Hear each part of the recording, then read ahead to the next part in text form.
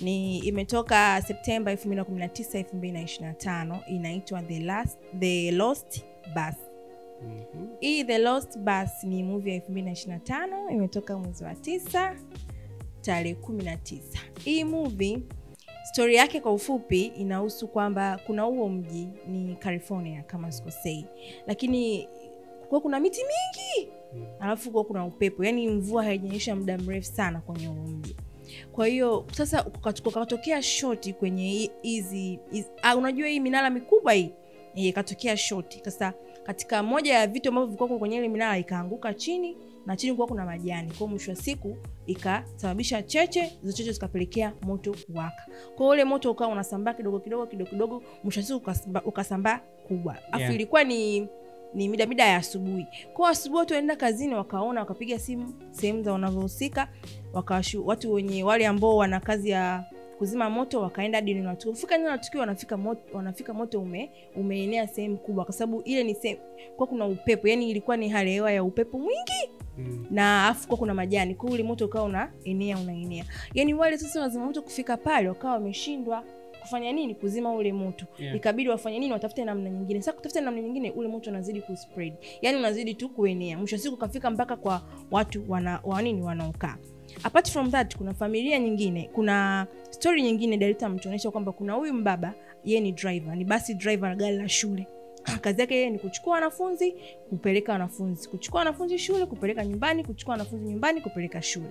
Ilikuwa kazi yake. Lakini pia ana familia yake ambayo anaishi, mama yake pamoja na mtoto wake. Kidogo hawajaelewana, baba mtu na mtoto wake kidogo hawaelewani. Kwa hiyo sasa kuna hiyo siku sasa huyu baba ameamka, akachukua wanafunzi shule, akachukua wanafunzi nyumbani, akawapeleka shule. Kuwapeleka shule sasa ule bosi wake akamwambiaje? Huyu mkaka anaitwa Kelvin. Akamwambia Kelvin, inabidi hilo gari ushapeleka wanafunzi shule, inabidi upeleke service likafanyiwe, afu rudishe mtu mwingine achukue endelee na ruti zake. Umeona? Sasa Kevin wakati anaenda sasa kufanya hiyo maintenance, akapitia Shelly, alafu mama yake nyumbani akampigia akamwambia, mwanangu mtoto wako amezidiwa, hali yake sio nzuri. Muda huo ule moto kwenye huo mji wao unazidi kufanya nini? Kuspread. Sasa huyo baba akawa amechanganyikiwa. Bosi wake anamwambia hawahi kurudi, mama yake anamwambia mtoto wake nyumbani anauma. Umeona? Alafu muda huo mji umevamiwa na moto. Yaani ni kuna sehemu moto uko ushasambaa, na kadri na muda unazidi kwenda ndo upepo unakuwa mkali, moto unazidi kusambaa. Sasa huyu mkaka kaa anafanyaje? Sasa kana juza anifanyaje? Niende nyumbani, mwanangu anaumwa afu mamangu hajiwezi, au nipeleke hili gari wapi? Nyumbani, shule. Huyu bosi wangu analitaka. Sasa wakati wa kutafakari na moto ushasambaa na taarifa za habari zinasema kwamba watu walikuwa katika huo mji watoke wahamie mji mwingine. Wale kuna wengine tayari washaanza kudhurika, nyumba zishaanza kuungua.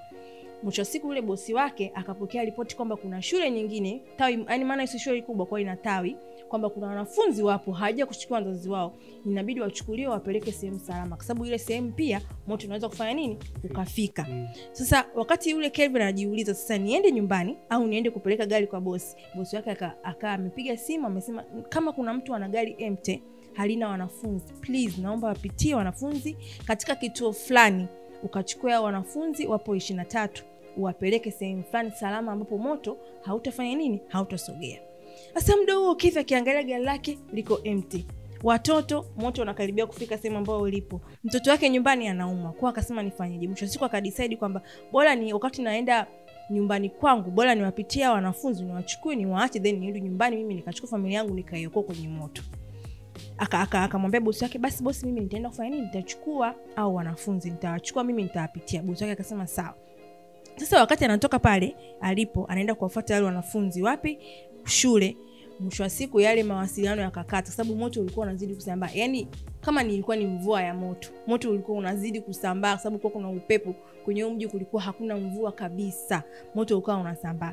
Sasa yule wakati anaenda kule mawasiliano yakakata. Sasa yule mwalimu, ina maana serikali ikaa imechange location kwamba watu wote ambao tumesema tukutanane sehemu fulani, hiyo sehemu tusiende kabisa na moto wapo unafika, kwa inabidi tukutane sehemu ambayo inaitwa Chiko, sehemu nyingine kabisa. Sasa yule Kevin hajui mawasiliano yamekata, atapata wapi taarifa? Sasa yule bosi wake akawa anatafuta, anajaribu kumtafuta ili amwambie hao wanafunzi waende kuchukua, usiwapeleke sehemu hiyo sehemu tayari moto unakaribia kufika. Kwa hiyo yeye hajui. Kwa akaenda akachukua wanafunzi, akakutana na mwalimu mwingine anaitwa Mary. Huyu Mary ni ameigiza kwenye Barbie, hii movie ya Barbie. Ameigiza kama mhudumu kama sikosei.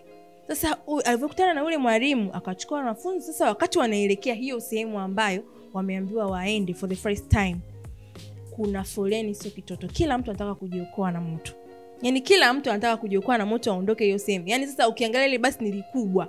Alafu yani magari nyingi kuna foleni. Kwa hata kupenya penya likaa inashinda. Lakini yule Kelvin alikuwa na akili, alafu nilikuwa tu ni driver ambaye amebobea.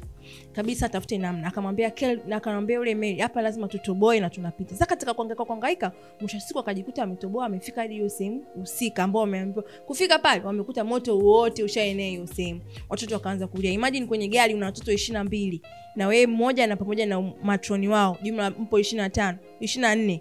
Sasa hamna sehemu ya kwenda, mji wote una moto. Kwa hiyo yule baba ni alipambana na wale wanafunzi kuwatoa. Hivi ninavyosema moto ninamaanisha yani mji mzima. Kwa mfano umeona hii Dar es Salaam yote ijae moto. Kasoro Kigamboni. Yani ndio hiyo movie. Kwa hiyo yule Kevin alikuwa anapita na ile basi katikati ya moto. Huku moto msituni mpaka apambane na hao nini wanafunzi. Sasa wakabidi wajiongeze. Mawasiliano yamekata. Tunapeleka hapa. Inabidi yani akasema sasa hapa inabidi tupambane mpaka tupate sehemu ya kwenda kufikisha watoto salama. Mwisho siku akapambana. Ni movie nzuri. Kama unataka kuangalia movie, kaangalia movie. Historia yake kidogo ina capture. Mwisho siku akapambana, akafikisha watoto sehemu husika, wazazi wakamshukuru na yeye akarudi kwa familia yake. Movie imeisha. Ni movie nzuri. Kama unapenda movie ambazo unaweza kusisimua kidogo, nenda kaangalia movie. Na unatakiwa ujue pia wewe na watazamaji wengine kwamba hiyo movie iko based on true story. Yeah, ni true story. Ya moto kuwaka ilitokea kweli California. California. Moto ulishikuwaka mwaka 2018. Inaitwa Campfire. Huo moto ulishika mkubwa. Kwa hiyo wame fictionalize, wametengeneza story ndani ya story. Yeah.